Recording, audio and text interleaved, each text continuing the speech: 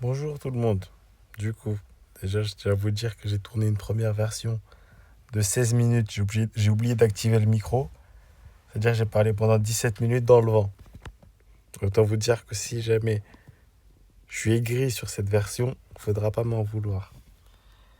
Donc par rapport à la vidéo, donc, comme vous l'ont dit vos délégués, en fait, ce qu'on va essayer de faire, ce que je vais essayer de faire, c'est de tourner pas mal de vidéos.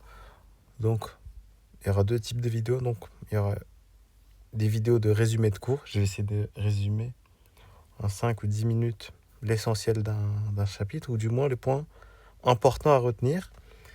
Et je vais faire d'autres types de vidéos qui vont être des points de méthode. Donc par exemple, euh, comment résoudre des équations, des inéquations, et concrètement comment on fait et comment on rédige. Ça peut aussi être sur les intervalles, enfin tout type d'exercice. Le but pour vous, c'est que déjà, c'est d'avoir une autre explication, parce qu'en classe, malheureusement, vous n'êtes pas toujours concentré et parfois vous ratez des informations. Et aussi, si jamais au cours de l'année, vous voulez revenir sur ces différentes notions, en fait, vous pouvez revenir si jamais vous avez un doute ou quelque chose comme ça, vous pouvez revenir dessus. Donc, je vais commencer par le chapitre 3 sur les intervalles. C'est ce qui est sorti en commun des deux classes. Même si dans une classe, vous m'avez tout simplement dit de tout refaire. Les gars, ça va pas être possible là tout de suite dans l'immédiat, mais je vais essayer, ok? Donc par rapport au chapitre sur les intervalles, qu'est-ce qu'un intervalle? C'est rien de plus, rien de moins qu'un ensemble de nombres, ok? Compris entre deux bornes. Donc avec les deux bornes inclus ou pas inclus, ça c'est un autre problème. Mais c'est juste l'ensemble des nombres compris entre deux nombres. Typiquement, dans l'exemple, si je veux écrire l'ensemble des nombres compris entre 2 et 4, en fait, je vais écrire ça avec 2, 4, les crochets. Donc l'ensemble, là je lis l'exemple, l'ensemble de tous les réels x tels que 2 inférieur ou égal à x inférieur ou égal à 4. Donc je cherche tous les x qui vérifient ça. Je vais noter ça 2, 4.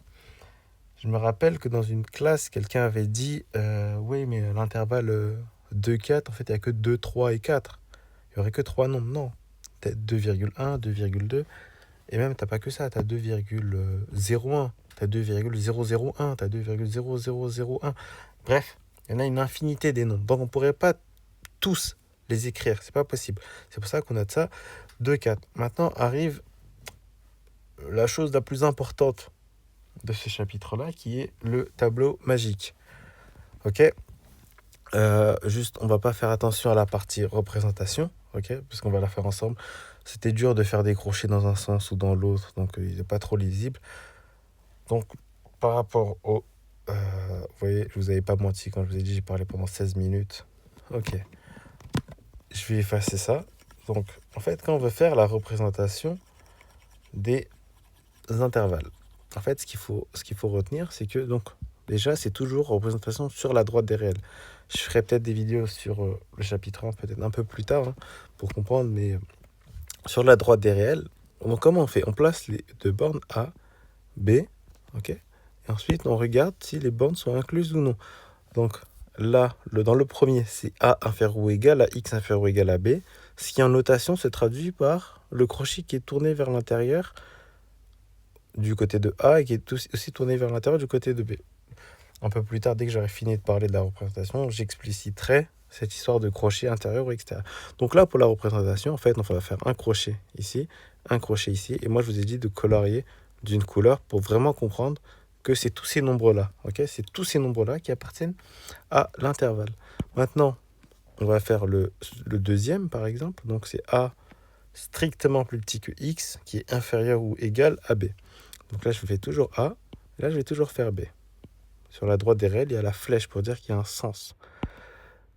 Et, enfin, plutôt une direction. Donc là, le crochet au niveau de A, il est exclu. Et au niveau de B, il est inclus. On va juste faire un zoom sur cette région-là. Ok? Donc là, c'est juste le zoom que je fais tout en bas. Donc imaginons qu'ici, j'ai A et ici, j'ai B. Ok? On a dit que le crochet sur B, il était vers l'intérieur. Là, j'ai mes nombres. Et vers A, il est comme ça. Mais en fait, le crochet tourné vers l'extérieur, qu'est-ce que ça veut dire concrètement? En fait, ça veut dire qu'au niveau de A, le crochet, il s'arrête juste avant A. Mais on ne pourrait pas l'écrire juste avant A parce que vous voyez, les nombres qui sont ici, ils appartiennent aussi à l'intervalle en fait. Ils sont aussi en rouge. Et si, mais comment vous pourriez le comprendre, c'est qu'il s'arrête juste avant. C'est vraiment, en fait, il toucherait A, mais c'est tous les nombres qui sont juste avant A. C'est vraiment ça le mot qui est important et qui sera particulièrement important quand on parlera de réunion et d'intersection. Quand on essaiera de déterminer la réunion et l'intersection. Ok. Donc ça, c'est l'intervalle que je viens de faire ici, c'est A strictement plus petit que X inférieur ou égal à B. Et vous voyez que c'est vraiment, ça s'arrête juste avant. C'est un point important.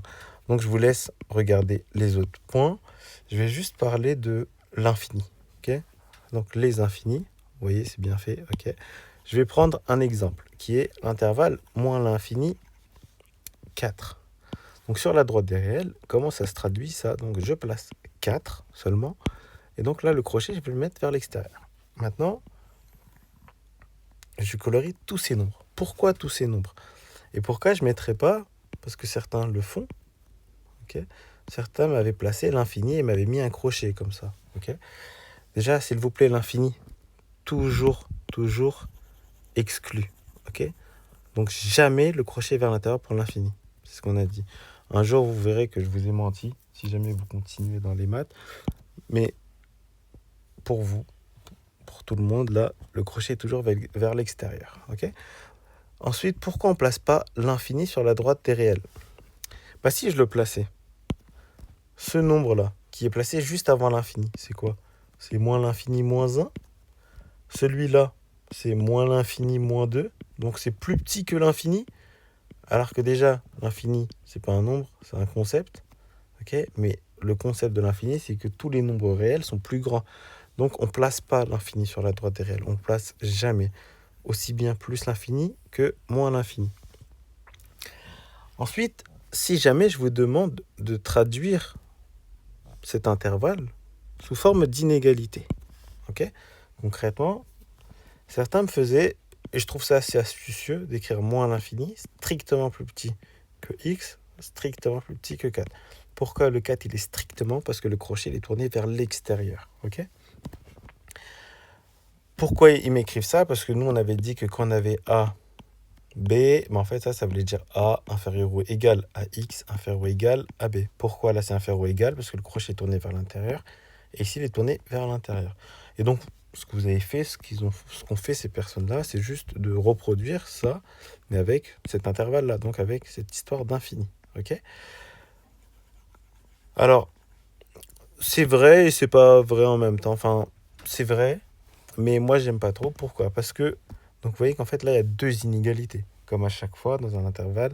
Donc, il y a deux inégalités, il y a deux choses à vérifier. Je reviendrai sur ça un peu plus tard. Mais cette information-là, moins l'infini qui serait plus petit que x, est-ce qu'elle sert à quelque chose? Absolument pas, parce que tous les nombres sont plus grands que l'infini. Tous les nombres réels sont plus grands que moins l'infini. Donc en fait, c'est pour ça qu'on écrit juste x strictement plus petit que 4. Vous, ce que vous pouvez faire au brouillon, si jamais je vous demande de transformer cet intervalle sous forme d'inégalité, vous écrivez moins l'infini strictement plus petit que x strictement plus petit que 4, mais moi la réponse que j'attends c'est x strictement plus petit que 4. C'est ça que j'attends. Ok? Donc ça c'était pour la partie intervalle. En fait, le fait de jongler entre les différentes écritures. Mais c'est super important de comprendre que ces trois écritures-là, ce sont des intervalles. Ensuite, intervalle fermé et ouvert, on s'en fiche un peu, c'est pas trop important. Okay, c'est plus des définitions. C'est pour la culture, mais ça sert à rien. Intervalle infini, en fait, c'est les 4 cas qu'on a à la fin du tableau. Donc, c'est quand une des deux bornes est l'infini. Okay, c'est quelque chose d'autre, parce que dans la définition qu'on avait écrite tout en haut, vous voyez que A et B, en fait, c'est un peu des nombres. Vous voyez, enfin, comment c'est écrit là, vous pouvez dire, bah ok, mais pourquoi on a aussi l'infini? Ça marche aussi avec l'infini.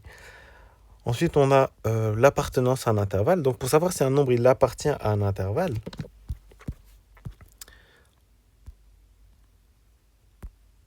ok, ce qu'il faut faire, c'est donc si jamais j'ai l'intervalle A, B, et moi si je veux savoir si X il appartient à A, B, ben en fait il y a deux choses à vérifier. Est-ce que X il est plus grand que A. Pourquoi plus grand ou égal? Parce que le crochet est tourné vers l'intérieur. Ok. Et est-ce que X il est inférieur ou égal à B? Donc il y a deux choses à vérifier. Et on peut voir, on verra des exemples, des exercices sur comment on fait ça en pratique. Enfin, il y a les opérations sur les intervalles. Donc il y a l'intersection et la réunion. Ok. L'intersection, c'est les nombres qui appartiennent à I et J. Quelqu'un en classe un jour m'avait utilisé le mot, ce sont les nombres qui sont communs à I et J. Donc, enfin, commun à I et à J. Donc, j'ai plutôt bien aimé en fait ce mot commun. Donc, c'est complètement ça. L'intersection, c'est les nombres communs. Et la réunion, c'est qui appartiennent à l'un ou à l'autre. Personne ne m'a donné d'autres mots, donc on va garder ça. Comment se souvenir des symboles? Union, ça commence par un U. Donc, le symbole, c'est un U. Ok. Union, c'est I-U-J. Intersection, c'est l'autre. C'est le U renversé, U inversé, appelez ça comme vous voulez. Et enfin, il y a des exemples. Et nous, concrètement, comment on faisait pour l'intersection et la réunion? C'est le graphique. Donc, on utilise la représentation graphique. Et enfin, une équation et intervalle, mais je ferai d'autres types de vidéos là-dessus. Je vais découper en deux. Donc là, on avait un résumé du cours. Et qu'est-ce qui est important dans le cours? C'est de comprendre qu'un intervalle, c'est un ensemble de nombres. Rien de plus, rien de moins. C'est vraiment un ensemble de nombres. Le fait de pouvoir jongler entre les différentes représentations d'un intervalle, donc qui sont la première colonne, la troisième colonne et la quatrième colonne. Donc vraiment ces inégalités, cette écriture avec des crochets et la représentation graphique. En fait, ces trois choses-là, ce sont la même chose, ça représente un intervalle.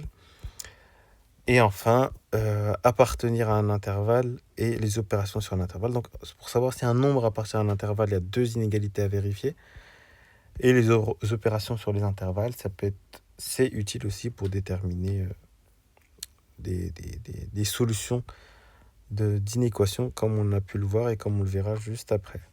Ok, je ferai une autre vidéo sur les intervalles avec la résolution d'exercices type. Donc c'était ces exercices-là, certains de ces exercices-là, je vous ai déjà mis normalement la correction, mais je vais revenir sur certains d'entre eux et en fait concrètement sur quoi vous pouvez être évalué. Vous vous doutez bien que l'exercice 4 points qu'on a dû faire au moins 16 fois, il est assez important. En tout cas pour moi il est important. Et donc pour vous aussi. L'exercice 3.1 aussi on va revoir dessus. Et enfin l'exercice 1.1, bon, globalement ça allait. Mais je vous enverrai ça dans une autre vidéo.